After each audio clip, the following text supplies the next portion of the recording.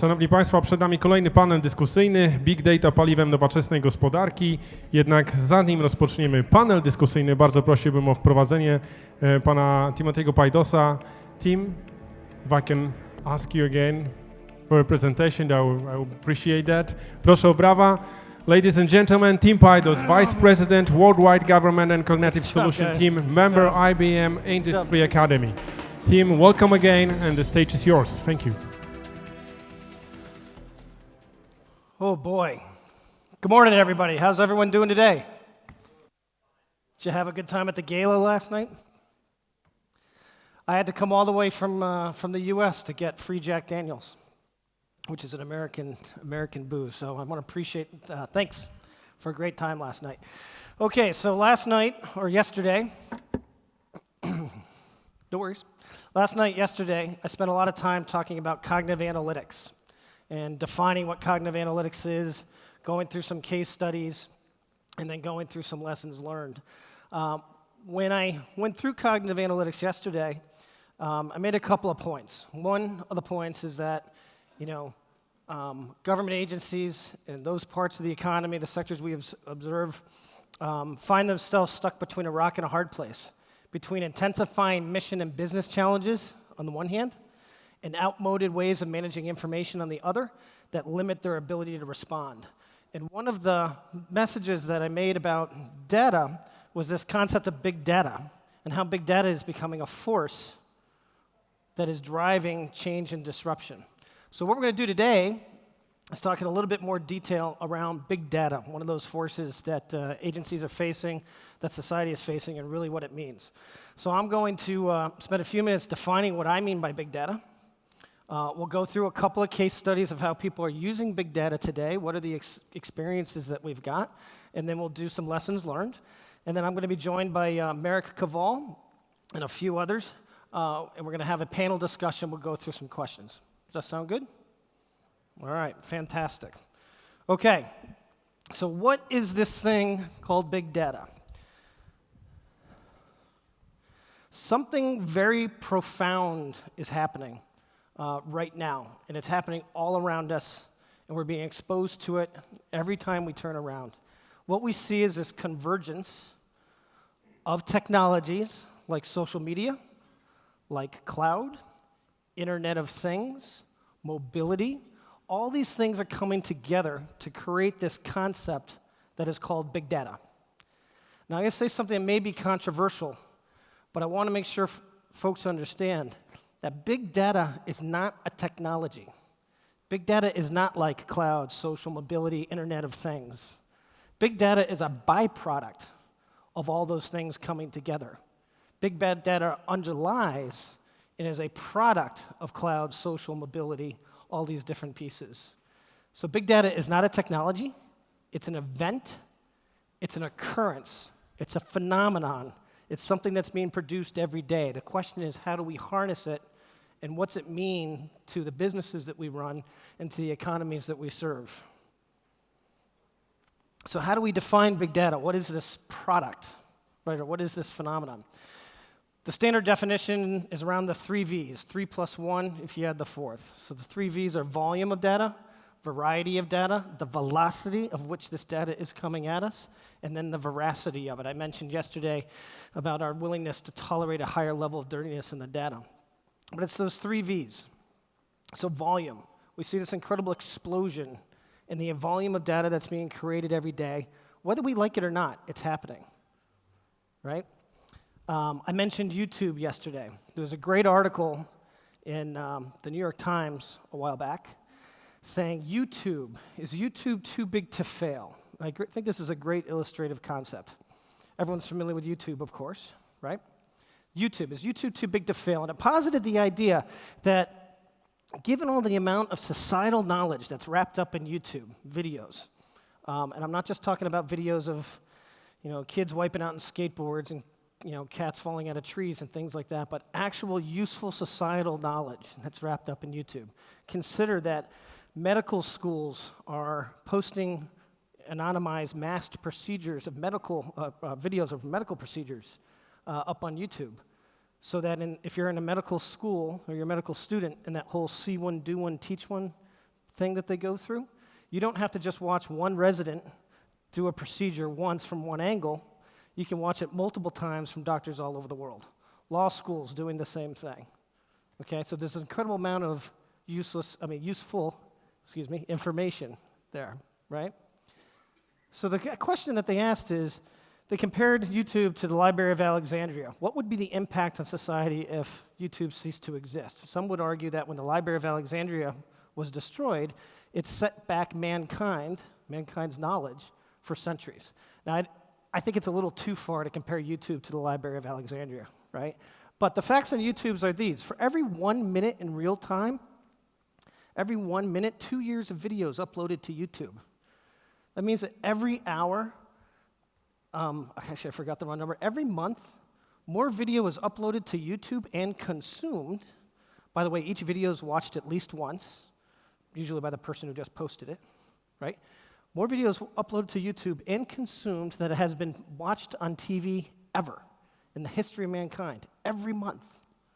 More data was created in 2009 than had been created in the entire history of mankind. That was our threshold event, and that has continued every year since. We are now down to every 40 days, more data is created and captured every 40 days than has been created in the entire history of mankind, and that's only accelerating. 9.2 devices hooked up to the Internet of Things right now, going to 20 billion devices in the next 10 years. So this explosion in the volume of data, it's not just, last year we had 1 boatload and this year we have 2. It's an exponential progression in the amount of data that's created. So that's the volume, variety. We're not just dealing with structured information anymore. Videos, images, structured data, unstructured data, all coming together, sensing, coming off the Internet of Things, real time. So that's how we define big data. It's not a technology, it's the byproduct of all the technologies that we're in right now. And this creates a real challenge for us because it's a great natural resource that's continually renewing itself, right? The question is, how do we harness it? The question is, how do we take advantage of all this data without drowning in it? The question or comment that I heard is that we have infinitely more data than we used to do, but we have less knowledge. How do we turn this data into knowledge? We need to treat it like a natural resource. And it's a natural resource like any other. Our ability to take advantage of this natural resource, to mine it, to refine it, to put analytics against it, to extract insight, is going to determine the value that we can provide from it. It's also going to determine our competitive advantage. Those who can create insight and better insight from the data that's created are going to be better than their competition, whether that's business to business or country to country. So let me give you some examples of how big data is being used today, and then we'll do some lessons learned. So one example is in the University of Ontario IT department. This is a research hospital in healthcare out of Toronto. And they wanted to see if they could use big data techniques, big data analytics, to better treat patients actually in the hospital. All right? And they happened to pick the neonatal ward. Now, when you think of traditional medicine when you're in the hospital, right? How does it work?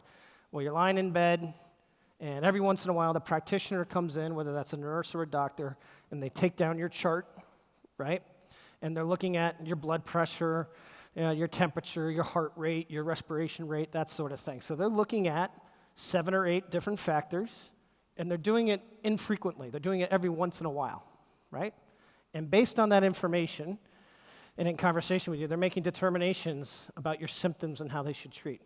So the University of Ontario said, well, what if we could take those variables that we're looking at, instead of just being 8, what if we could expand them to 50? And what if we did it in real time? We streamed that information off by sensing, putting sensors on the infant and the neonatal box. Right, so we could keep track of a broader range of factors to include things like blood sugar, blood oxygen, et cetera, and we could do it continuously. And what would be the impact on successful outcomes for the infant, right? So they put this together, and what they saw by harvesting that data, managing it in the real time, and putting predictive analytics against it, that they were able to spot adverse incidents or adverse symptoms in the infants up to 36 hours prior to traditional methods. And 36 hours in the life of a prenatal baby, a baby that's prematurely born, that's quite literally a lifetime, right? That's the value of big data in that particular context. Give you another one. Florida Juvenile Justice, social services agency and law enforcement agency in the state of Florida. About 25 million people live in the state of Florida. They wanted to see if they could use big data techniques using information that was inside the various agencies within the state to better identify children, juveniles who are at risk, right? Always better to identify a child who may be at risk of having encounters with law enforcement or going to jail when they are younger, when they are 10 or 11 or 12, than when they're 17 or 18 and they are, involved with the justice system, right? So they used information that was available within the different agencies. They were not going outside the agency walls. There was a little bit of governance and policies they had to work through, but they're able to assemble information from across these different departments within the single agency about the child. Education records, specifically things like grades and truancy. Social services records, is the family receiving some sort of benefit? Are they on welfare? Probationary and correctional information. Is it a dual parent household versus a single parent household? Is there a parent that might be in jail? And they're able to bring all these elements together to build a composite view of the student and able to identify folks at risk.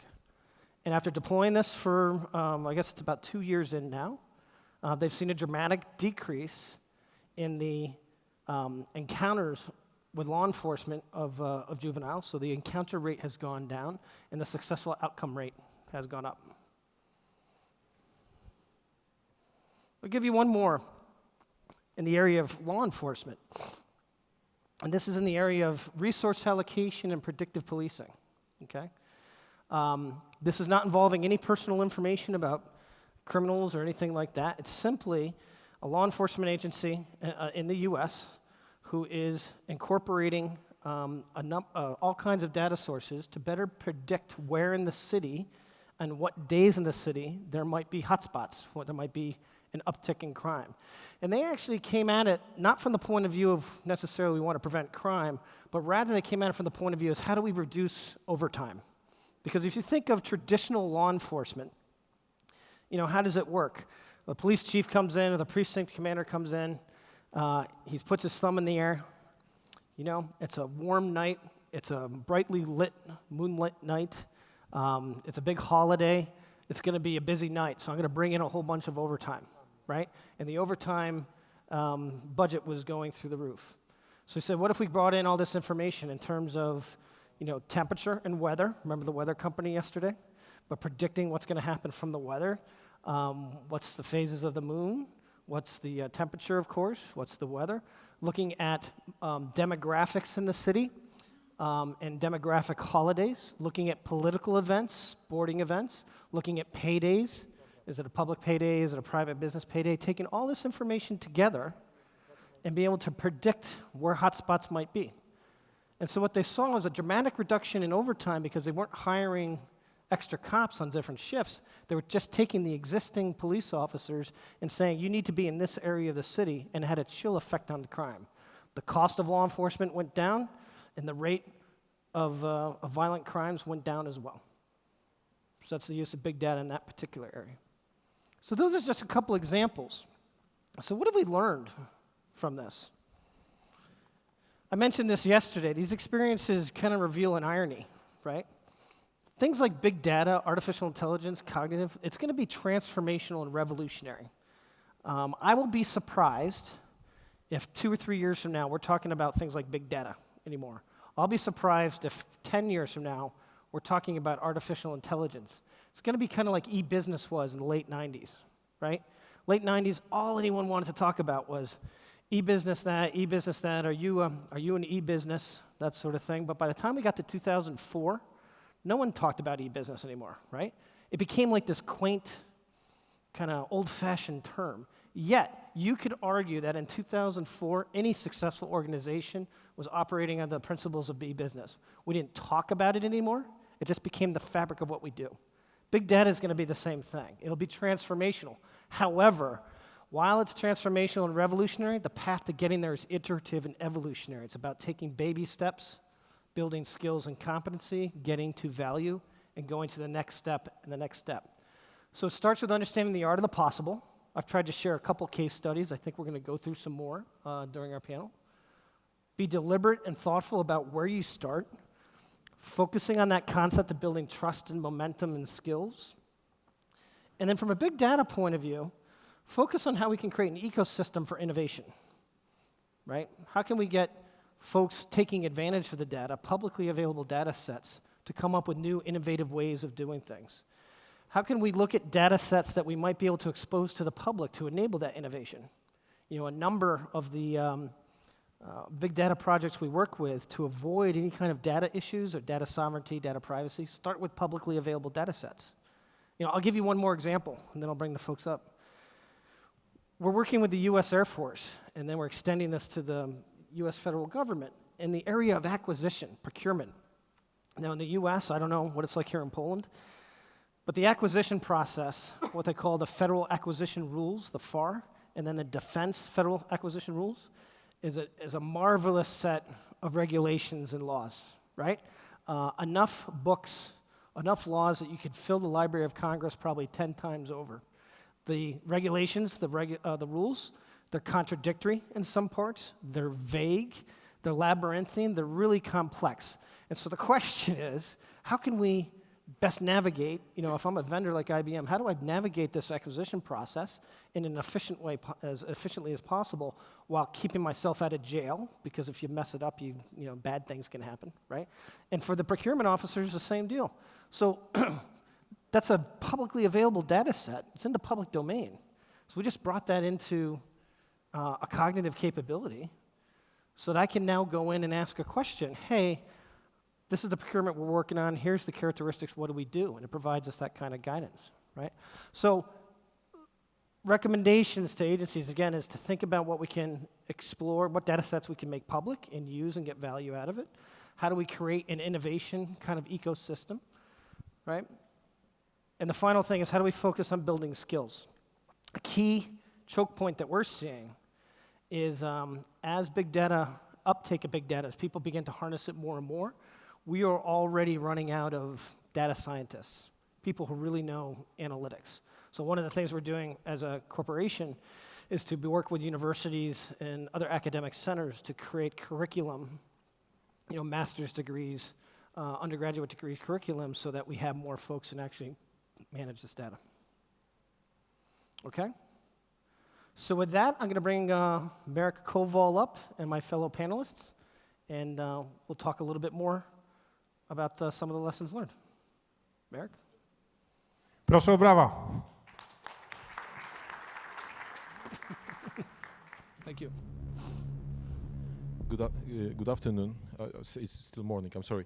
Okay, we decided that we'll keep the panel in English because we want to keep team involved and interactive.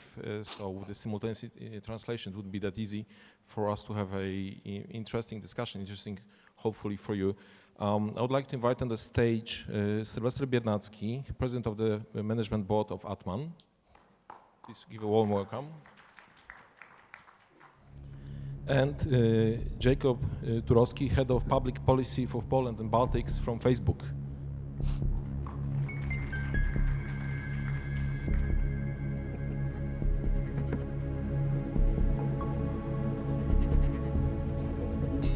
Okay, if you were watching previous panel, we realized that Łukasz Gras was also holding a paper notebook, and he was also from Onet, so there must be some trail here. Okay, gents, I would like first to ask you to comment on Tim's presentation. Would you like to add some more examples of the big data applications you would like to share and you think would be inspiring for the audience? But also, do you agree with Tim's definition of big data, where basically says that big data is a phenomenon which is happening around us, and not the technology which is just used to analyze and perform some applications for this data? Okay, maybe to you. Be kind, of course. Of course. Anyway, great presentation, Tim. Thank you. First thing, my definition of big data is actually very common to what Tim told. This example of windmills was great because big data for me is everywhere, yeah, like air. If you look around, you see that a huge number of data is being gathered, for example, in Warsaw all the time. You know, the cars are going through the city. Someone's measuring. Someone's getting the data. How many cars are going it? How to proceed with traffic jams and so on and so on. The same with timetables for trams. Everything goes into some data sets, and these data sets needs to be then compared, mined, and checked, and everything should be then made in the way that helps us to live. And I think the best idea for using big data is actually to help everyone to act better. Jacob, how about you? Yeah, well, big data is kind of one of these buzz tech words, extremely broad, where you can put really a lot of notions in.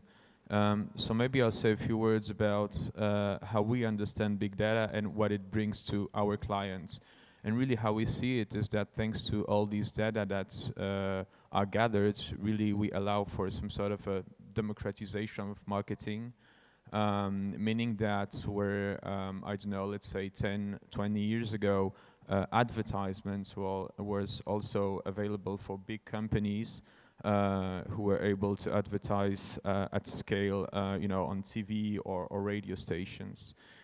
Today, thanks to all these data that are gathered, our clients, including small SMBs, and I'll be happy to develop on this further, are really able to target in a very precise way their clients, right? And you know, for instance, if you take a restaurant in Warsaw, it was actually impossible for this business to really advertise and to target its specific clients 10 years ago, because it didn't have the tools, it didn't have the analytics, the data to know who its clients, its potential clients are. Today it is possible. Today it goes on Facebook, it says I want to target, I don't know, all the men and women that like Italian food and that live in this area of Warsaw and that went to a restaurant, I don't know, this month or so, and it does target its specific clients. And so this is a kind of a very narrow way to analyze it. But from another perspective, if you take a business that is again very small and that wants to go global, it's again thanks to all these data that are gathered and analyzed that it can target its clients on a very global scale. So it really goes both ways, and this is the added value that we see in data and the way that we use it, really. Okay. It's an interesting. Can I pick up on that? It's an interesting comment. You talked about the democratization of data, right? So there's two concepts there I'd pull out, which is one. Analytics used to be, and the use of big data used to be really the domain of like the back office IT analytics expert, right? It was limited to like a set of folks. And what we see now is this democratization of data, right? That we are all, believe it or not, making use of information and data. It's at our fingertips all the time. So it's no longer kind of like that highly specialized field. And then this idea of being able to make use of this information made me think of something. I was reading an article on the plane over here. Around TV broadcasting, right? And it used to be that in the US at least, there was a company called AC Nielsen that measured the consumption of TV. And what they would do is you would become an AC Nielsen household, and they took a sample where they put a special box on top of folks' TV, and it was a very small sample of the population of the US, right? Like 5%. And from that, they would extract people's watching habits and that sort of thing, what they were responding to. And that's the way, we kind of ran the television media for a long time. Well, now with digital TV and set-top boxes with DVR and everything else, they don't have to do a sample anymore. They can actually watch individual household behavior because that's all recorded right back to the cable company, right? And that information, again, it's big data. The question is, what do you do with it? But they're using that to better tailor television programming, commercials, and they're moving to individualized commercials now on TV in the US. So the commercials I see are going to be based on my interest, while the commercials you see is going to be based on your interest. If you're reading through the panel, the topic, actually it says the big data as the fuel for the modern economy. But the thesis which we'd like to discuss and present to you is actually not about what is happening right now in big data, which, as you've seen, we have already many examples, but rather what will happen in 20 years. That was like the time span we assumed in our discussions. And the thesis would be the following. If big data will become a technology with all the reservations you guys mentioned, and industry practice, it will become, within the 20 years, the major tool to integrate, to classify, but also to produce the information. And in fact, 20 years from now, it might as well be that it will become de facto custodian of the common knowledge we all have, and it will also like keep memory of all the civilization's achievements. Now, if that's the theme, so what will change and what we need to do here in Poland to big data become reality in the next 20 years, I would then now ask us all to discuss the following issues. First of all, what needs to change in technology, infrastructure, that's going to be like number one of our discussion. Then what needs to change in the legal constraints, in the legal environment. Are there really constraints so that we can really grab the value of big data? And the third one is how do we prepare ourselves as employees, how do we prepare new students to actually deal with the big data, because it's a big trend and we need to have resources to deal with this. Okay, so the question to you is the following. If big data is an ocean of data, and that's a lot of it, yes, what needs to change in the infrastructure, in the algorithms, in the analytics tools, so that from this ocean of data we can actually extract meaningful information, some actionable data which we can really act on? What needs to change within the next years? And maybe first, Sylvester, to you. Okay. I think the biggest issue at the moment is that all the companies are gathering the data, and all of us, all single company gets a lot of data in different data sets, sometimes these data sets are not even correlated to each other. No one knows what's inside, or different departments gather different data.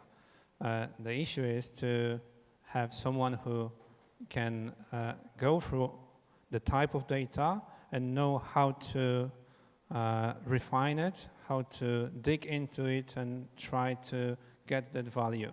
Because as we are living in the world of information, the information cannot be cold. Like in big data, the cold data is the data which is useless.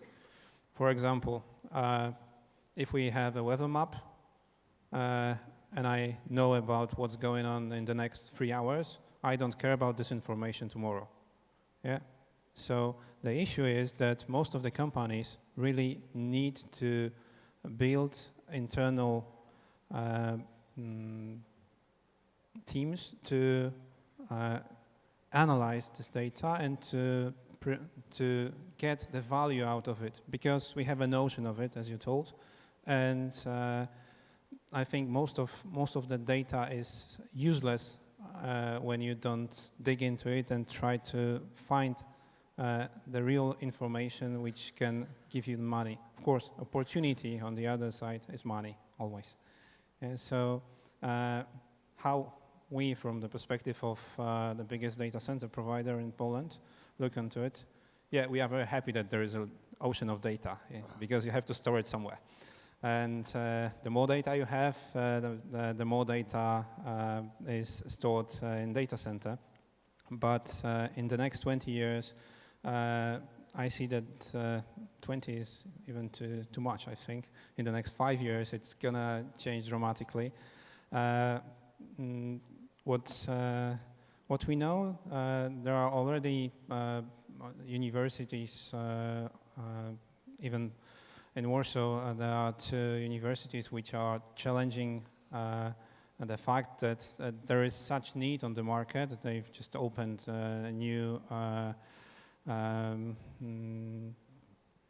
can say it, new semester of students for big data, for digging this data, to correlate it, and whatever, yeah. So we see that there is such need. We, as a data center provider, are very happy because it provides more data. And of course, one more thing, I've just written it down. Yeah, how I see that is the marketing is the biggest, we can say it, biggest Opportunity. yeah. So marketing company can get the biggest value out of all this data we are getting. And what I'm a bit afraid is that guys in US are in much better situation because they are not so pushed by local governments on data protection. So they can use all the data of course, in a proper way. And we have all these Polish and European data protection policies, which do not allow us to get all this data in that way that can help us to grow as guys in US. Yeah? I will switch to legal environment later on, now about the algorithms, the data, the infrastructure, and the decision mechanisms. Well, it's often said that data are some sort of the oil of the 21st century, and I think it's true, but oil as such is kind of nothing, right? It's this black, fluffy, stinky something that is in the ground, right? And if you don't have the engineers to build the engines that will be kind of able to use the oil properly and deliver energy from this fluffy black thing, data is nothing. So indeed, you do need to have brain power to use this data. That is one thing. But also what is very important to understand is that here we're not talking only about data scientists and things like this. A few years ago, we've been often talking this kind of conferences in this kind of conferences about the digital economy.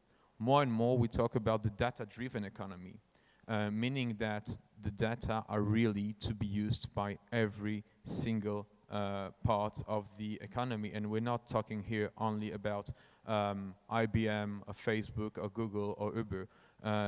It's really important to have in mind that the added value is to be spread to every also traditional part of the economy, and this is where I think the potential is, both in like big traditional businesses and in traditional SMBs, where using tools that are delivered by big companies such as IBM or Facebook, they really can grab a big amount of added value thanks to all these new tools. Right. I mean, that's it's an interesting concept. So for us to properly take advantage of big data, it's going to require us to sort of flip on its ear or flip around the way we think about traditional analytics and traditional information management. Right. So again, traditional information management analytics is, I can't manage all the data. It's in the ocean, right? So what I need to do is think ahead of time of the questions I want to ask, and then I'm going to go look into the ocean and try to pull back those bits that are going to answer that question, and I'm going to put it in a warehouse. That warehouse tends to live on forever. The only people who know how to use that warehouse are the real experts, right? So my data is sort of locked in, and it's rigid, and it's not very flexible. Big data is one of the driving forces for things like artificial intelligence and cognitive analytics, simply because that old way of managing information, that's becoming less and less effective every day. It is impossible for us to know ahead of time when we drop all this data in the ocean it's impossible for us to know ahead of time what data is going to be meaningful to us, right? So we need some sort of intelligent analytic capability, which is artificial intelligence or cognitive, to, by interacting with us, begin to understand what is important to us for our particular mission, our business, our use case, and go find the data that's relevant to us, bring it to our attention, give us the answer. It's the only way it's going to work. So this kind of, I'm not saying that traditional analytic systems are going to be, are going to go away. I think there will always be, a use for kind of the way we traditionally done things. But what you'll see is new capabilities like artificial intelligence and cognitive wrapped around current capabilities that'll get us more value out of this ocean of data. As my own observation, a few years ago when I was going for the big data conferences, the big data officers in the companies were usually guys who were employing some strange-looking mathematicians. They could probably as well paint themselves green, nobody would mind. And they were designing some strange models, some attribution stuff, and some predictions. 2 weeks ago, I was on a similar event in London, where basically all big data officers of all big media companies become business intelligence officers in the process of 2 years. And now they are already perceived as the source of the information about the company, and not just people who model strange and difficult things in the other areas. Okay. As you see, we have 3 panelists, one of them from the very worldwide perspective team, then Jacob, who works for the international company, but on the Polish and Baltics region area, and then we have Sylwester, who is Polish, who runs Polish-based company. So all 3, I would say, very good speakers. Now the question, especially to you 2 guys who know a bit more about the Polish market, even if we have this data, we have the possibility to extract meaningful data from the ocean, of data. What needs to change in the legal environment within the next year so that we can really grasp the value of the data which we have, which we collect, but not necessarily can or allowed to analyze it or to merge it or to share it? And then first over to you, Jacob. Right. So what is really Facebook's business model? Facebook's business model is to allow to people to share a lot of information with all these people that are important to our users. And then we, of course, use this information to allow our clients to target their ads in a wise way, so that it's efficient for their business, and it allows them to sell more. So it's true that our users leave a lot of information on our platform, and so I think that really the key word here is trust. I mean, it is genuinely important for us, for our business model, that our users trust us, trust in the way that we gather their data. And here, of course, to have this trust, we do need good regulations, right? It's not true to say that we don't need regulation. We do need good regulations. But these regulations, whereas they have to protect data of our users, they also have to be future-proof and open to the business. And open to the business in a way it will develop in 5, 10, 20 years. And where are we now? Today we are in a framework where all the data-related regulation have been created with a directive from 95. So in 95, the internet didn't really exist, or like not a lot of it. Mark Zuckerberg, yeah, I think he was born, but not much more than this. And that's really where we are, right? So, of course, we are now having these new European rules that have been finalized 1 year ago, that are now being implemented and are to be implemented by 2018. And well, again, what is very important with these GDPR, with these new data protection rules, is that they are implemented in a way not to jeopardize all the potential that we have with the data, with all this new economy, with all this digital economy that is data-driven. And to do so, I believe that the most important thing is indeed to act at scale from a geographical perspective. Yep. It's very important that we have a regulation that is pan-European and not a directive that is to be implemented in every single country, because it does allow every European citizen to be protected in the same way, and B, it does allow the business that does exist in Europe to only act under one single framework, right? Because for us, for instance, having to act under 28 different frameworks when it comes to the way data are regulated is really difficult. Would we be able to handle this? I guess we would. It would be very expensive, but I guess we would.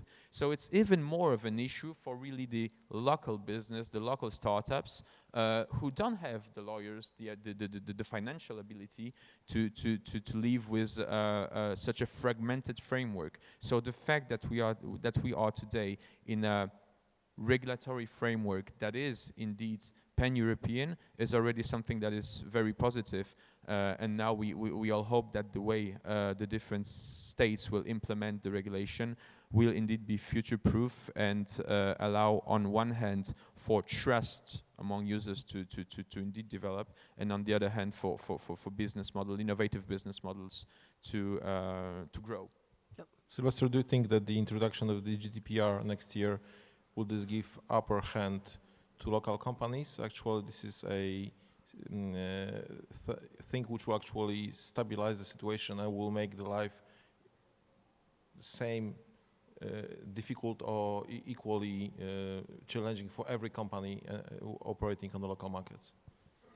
I agree with Jacob that that's going to be an issue, especially for small companies as SMBs, because the penalties in these rules are very aggressive, we can say.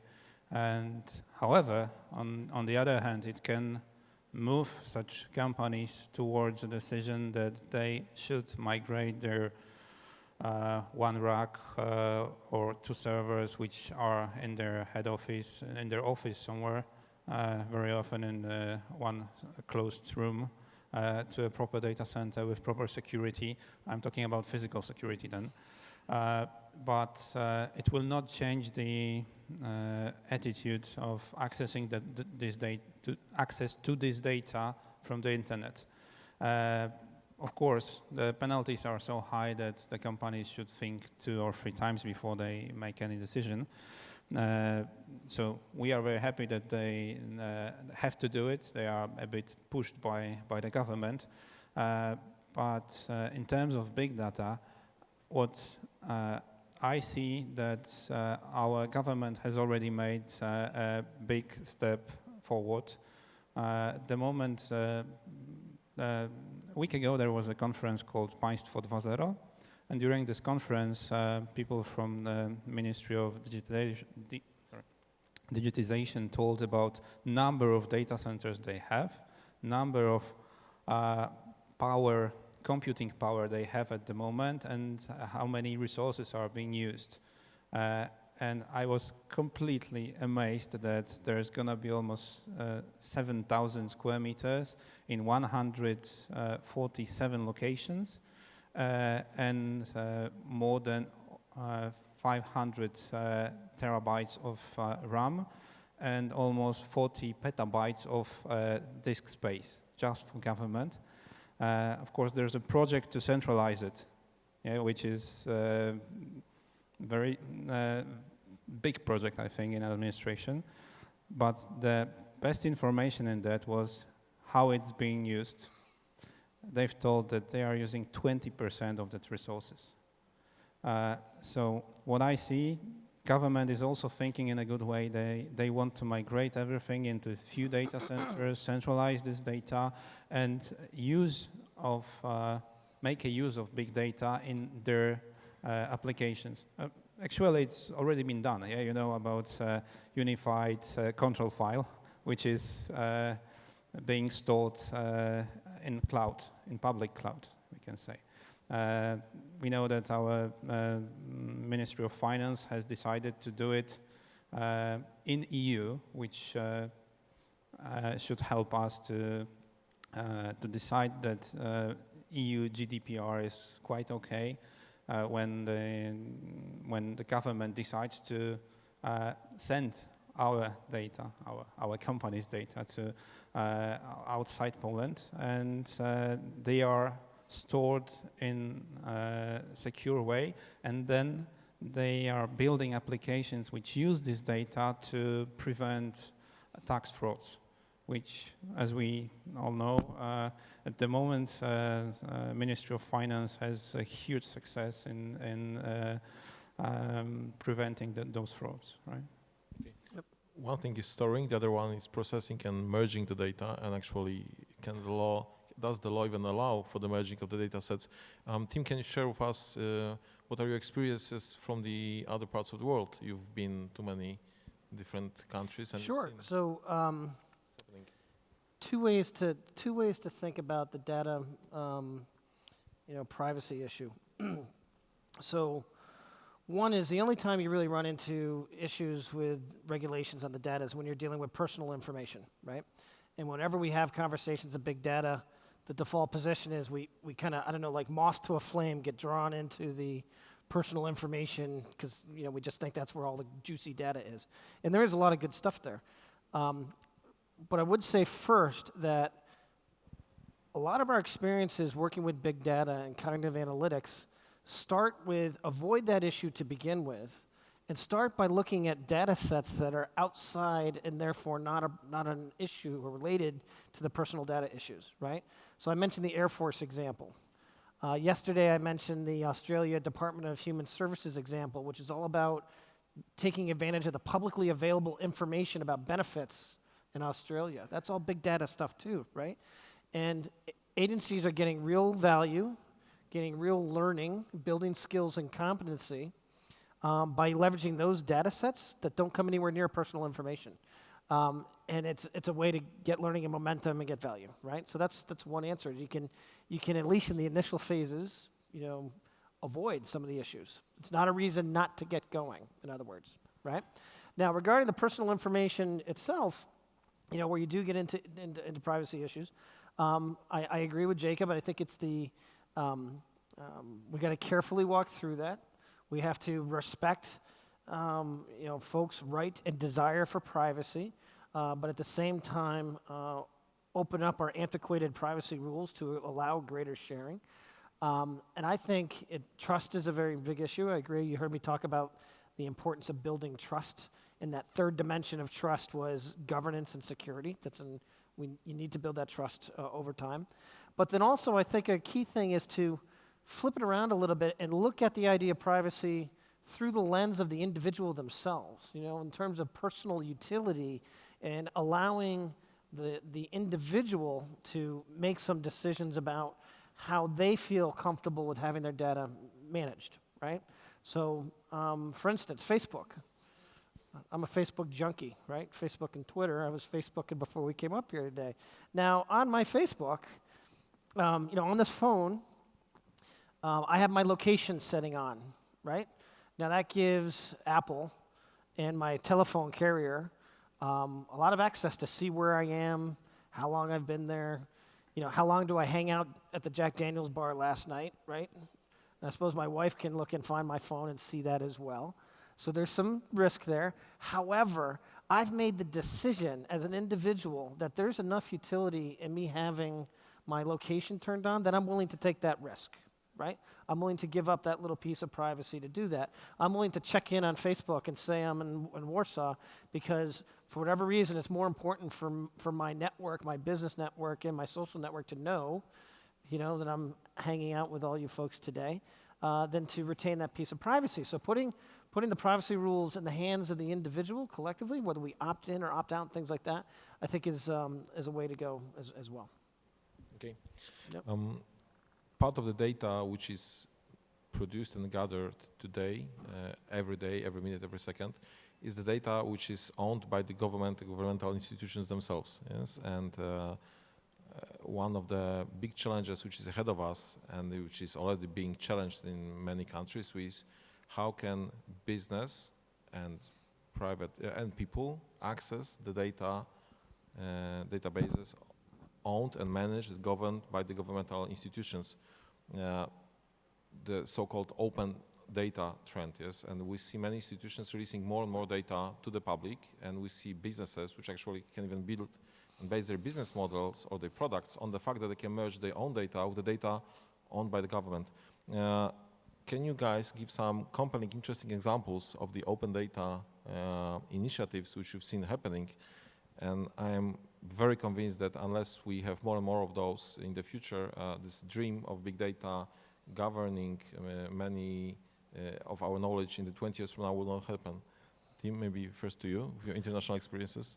Well, yeah, sure. So we see more and more of a focus on open data. You know, one of the comments that I made before about finding the value of big data and really unleashing the power of things like cognitive and artificial intelligence rests on creating an ecosystem of innovation around the use of data, around cognitive, so that more and more folks are taking advantage of it, right? And so I was, a number of years ago, was on the Federal Big Data Commission in the United States, and you know, sponsored by the White House, and we came up with some findings, and one of them was this idea of driving these initiatives like open data. You know, looking at, you know, a policy went out to the different U.S. federal agencies to really look at the data sets and determine which ones could be opened up for, you know, for open source information, right, which can be made advantage of. And believe it or not, it went into things like, you know, healthcare records, right?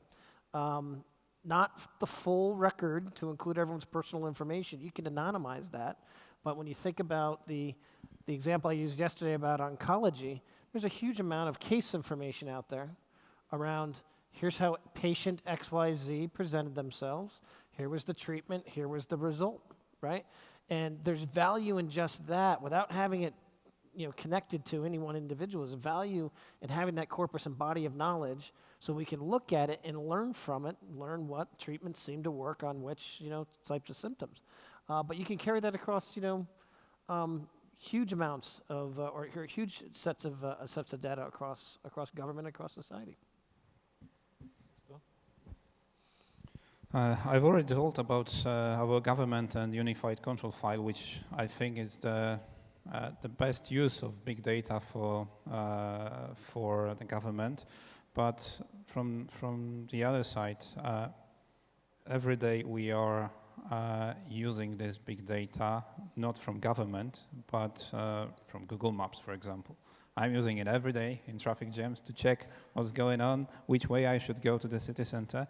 But according to what Tim told about the privacy and my personal decision if I want to share that data or not, there are already initiatives in Poland too, which in insurance market, that if I allow my insurance company to track my car, to check if I'm not driving too fast, if I'm not crossing on the red light or something like this, I can get a value out of it. The value is I will pay less for my insurance. And these companies are taking this data, they are processing it. Sometimes they are sharing this data with someone else outside. But this data is based for me, and I want to decide if I want to share it or not. And in US, in somehow you can do it. In Poland, in EU, there are strict policy rules which do not allow all of that data to be used. Of course, now it's even much better, but a year ago it was horrible. Yeah. I'm not sure if it's a very Facebook-y question, so I'll try to answer as a kind of a tech geek. And I'm rather optimistic about this. I mean, a few years ago, I remember we as Europeans were looking at all that's being done in the United States from this perspective, all the startups using kind of state-owned data to grow their business. We're looking at them and we're like, well, we're not there. And this is not the case anymore. I mean, with the on the European level, with the digital single market, clearly the European institutions understood that there is a huge potential here and that we have to open these doors to allow local business to use all this data, and this is already happening. And this is also happening at local level in different member states, including Poland, where indeed we have the Ministry of Digital Affairs that is doing a lot from this perspective, be it from the e-government really kind of platforms as such, but also to open the data for the Warsaw tech scene, which is very vibrant and very much supported by the Ministry of Growth of Economy. So I am being optimistic, but maybe answering the question of how governments can use the data and look at it from a more like Facebook perspective, I also want to enhance that for governments, all these data are a wonderful tool of communication, right? We see it more and more, and the elections we had in Poland a few years ago, 2 years ago, were a great example of this. How now it's not only for the business to communicate with its clients by using online platforms such as Facebook, but also for governments to reach their stakeholders. So this is also something very new and something that governments are learning very quickly, I must say, how to use data to communicate in this digital democracy, so to say. Yep. I think just to follow up with your example of the insurance companies asking you to release your, I would say, GPS data, yes, so that they can track what is your driving habits.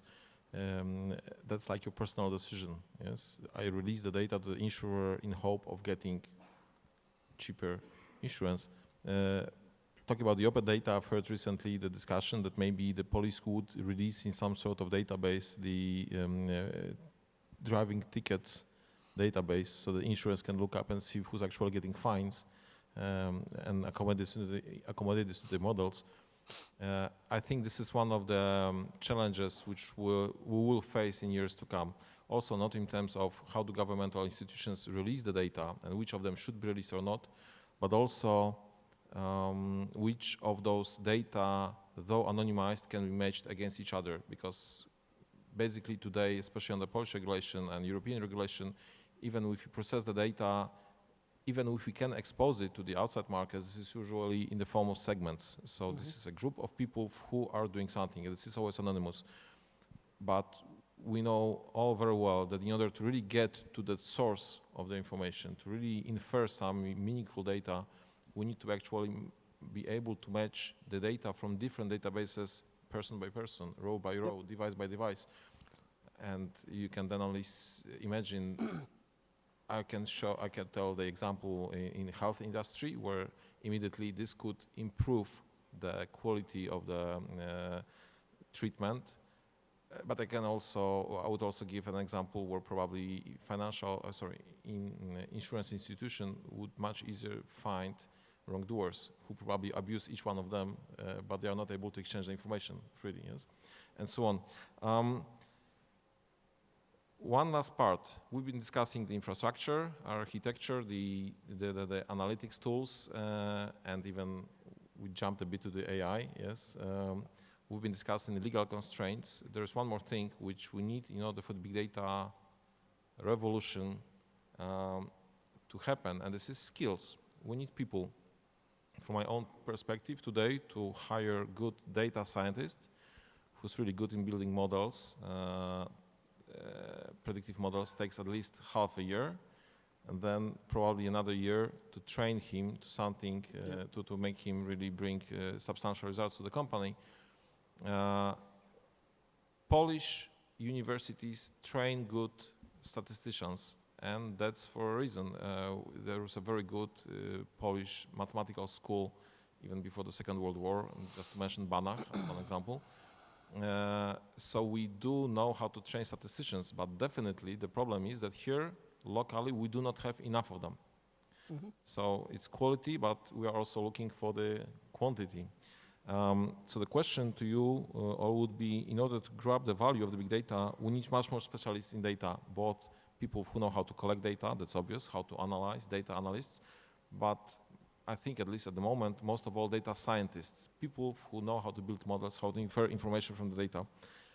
How can we make sure that adequate human resources will be available here in Poland years from now so that we really can do big data? And maybe first to you, Sylwester. I think whatever we tell, it's going to be too late, because number of big data is growing all the time, and even if someone finishes additional studies on big data in 2 years, it's going to be 2 years behind. Good thing is that many high schools and universities are opening programs for training big data scientists, and very good thing is also that they are not doing it by themselves only. So they are not sticking just to knowledge, to university knowledge, book knowledge, nothing. They are using the very good specialists from the market. If you go to Warsaw University of Technology, then you can find people from very successful companies like mBank, Citibank, guys from TNS and so on. They are in the program committee for this part of studies. So real practitioners from the market co-working with universities. And from this perspective, I believe that's going to be a future for most of, I hope, most of students in Poland, because this type of study is a future for the data. Yeah? We also see the same for other universities, not only for Warsaw University of Technology, and I think in SGH they've already got 4 semesters of studies for big data. Yeah? So it means they are already 2 years before. Yeah? Well, if you ask the question about the skills, I guess I will tackle it from a kind of a different angle and perspective. First of all, the perspective of the people that use Facebook. Well, again, I will come back to the trust, right? It is in our genuine interest for people to trust in our platform, because the more they trust in our platform, the more they leave data on our platform, and the more they leave data on our platform, the more we can be efficient towards our clients. This is pretty straightforward. So we really need and want people to understand how we deal with the data, and this is what I call kind of the data skills, right? I want people to understand how what happens if they leave their data online, if they leave their data on Facebook, what's going on with the data. And to do so, we do develop all sorts of education program, be it on the platform or outside the platform, for our users to have a clear knowledge of how their data are treated. This is really something that is important, be it for them, but also for our business. It is a true win-win here. So that's one aspect of the skills. And the second aspect of the skills is how our clients, so the people that buy ads on Facebook, use our platform. And here we also see, for instance, in Poland, that there is a lack of skills among, and I'm not talking here about really the data experts. I'm again going back to the traditional business that is not using yet a digital solution enough. And I approach it in data proficiency, yes, sort of data proficiency, yes, just understanding. Yeah, it's really the digital or data skills that would allow normal businesses to use this potential and to grow thanks to this potential.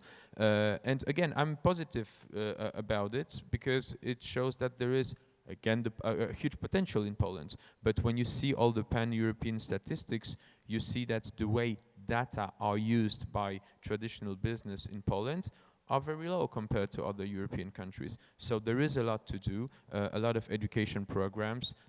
Some are delivered by the business, be it by our company and all the others. Some are delivered by the government. But so indeed, when it comes to the skills, I wouldn't only talk about the data analyst as such, but really I think it has to be broadened to the economy as a whole to really understand that data and the way we use it is not only about the tech companies, it's about all the companies that drive the GDP of this country.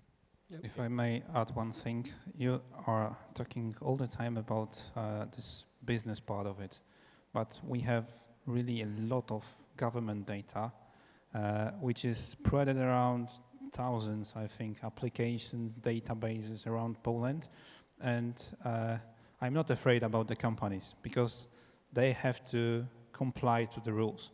I'm a bit afraid about what's going on in the databases owned by our government.